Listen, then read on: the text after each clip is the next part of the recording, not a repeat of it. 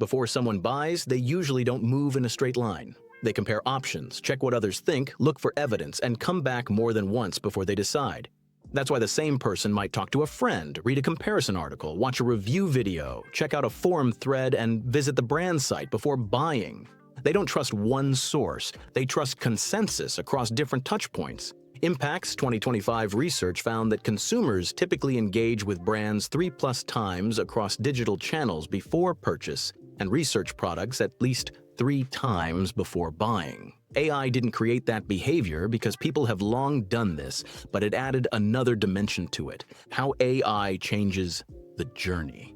AI isn't replacing the customer journey, it's compressing part of it. Someone can now use an AI tool to get a short list, compare options, and summarize differences in one place. In that sense, AI works like a consensus compressor. It scans across sources, pulls recurring themes together, and helps buyers narrow the field faster. That means, for many online buyers, AI is becoming the starting point. Instead of opening 5 tabs and doing the first round of comparison manually, they can ask a tool to pull the early research together in one place. From there, some buyers will act on the recommendation, others will keep validating what they found by checking the suggested websites or doing more research.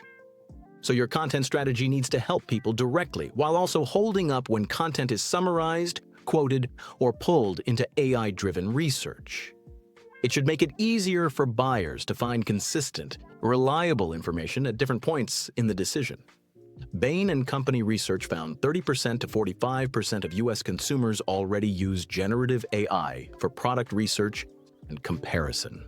In Canada, 50% of Canadians said they had used AI in the past 3 months, and 33% of Gen Z Canadians said they use AI for product research, according to Deloitte. How to find where your buyers build consensus. You don't need to be everywhere, you just need to know where your buyers actually validate decisions. In other words, where does your audience go to feel confident enough to buy? That usually comes down to a few recurring jobs. Discovery: people need to notice that a solution exists. Understanding: they need to make sense of what the offer actually is. Comparison: they need help separating you from the alternatives. Validation: they need proof, examples, or outside opinions. Reassurance: they need enough confidence to move forward. Once you know which of those jobs matter most in your category, it's easier to decide which touch points deserve your attention. Then test that against reality. Talk to recent customers and ask how they found you, what they checked before buying, and what made them feel confident enough to move forward. Your analytics can support that picture by showing referral traffic, landing pages, or channels that assist conversions, but interviews tell you why those touch points mattered. Start with one strong piece of content. A multi-touch customer journey doesn't mean you need a separate content machine for every platform. That's usually how you waste energy and resources. A better approach is to start with one strong core piece, such as an article, a podcast episode, a product demo, or a useful video, then adapt its strongest parts for different touchpoints. For example, your article can become a video or podcast, while a video can be turned into short clips if there are sharp takeaways worth isolating.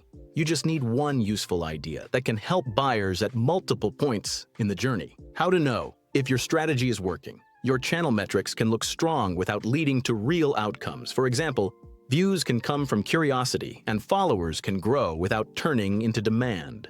A better signal to watch is branded demand. That can show up as branded search, direct traffic, more people mentioning your company by name, or more buyers arriving who are already familiar with you. Strong content across the journey often works indirectly. Someone may discover you on TikTok, validate you through Reddit or YouTube, and only come back through branded search or a direct visit when they're closer to acting. That's consensus in action.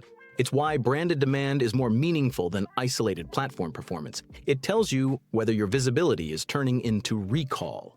It's not the only thing worth tracking, but it's one solid way to tell whether your content is helping buyers remember you. What different touchpoints actually do. Different touchpoints do different jobs in the decision. Search results often help people find options, check specifics, and validate intent. Helpful articles, comparison content, and service pages usually do the most work there. YouTube tends to help people see, understand, compare, and build trust. Demos, explainers, reviews, and walkthroughs usually fit that job best. Reddit and forums help people sanity check claims, hear other opinions, and uncover trade-offs. Honest discussions, frequently asked questions, objection handling, and comparison angles tend to work better than polished marketing copy. TikTok and short-form video are often discovery tools. They help with quick education, early awareness, and visual proof. Adobe found that 49% of consumers used TikTok as a search engine in 2026, and 14% said they were more likely to rely on ChatGPT than Google as a search engine. AI tools help people summarize options, narrow the field, and speed up comparison. That makes clear articles, structured comparisons, and direct answers more useful. The brand website helps people go deeper, validate fit, and take action. That's where landing pages, pricing, proof, case studies, and clear calls to action matter most. Because buyers build confidence across touchpoints, your content strategy should start with buyer behavior.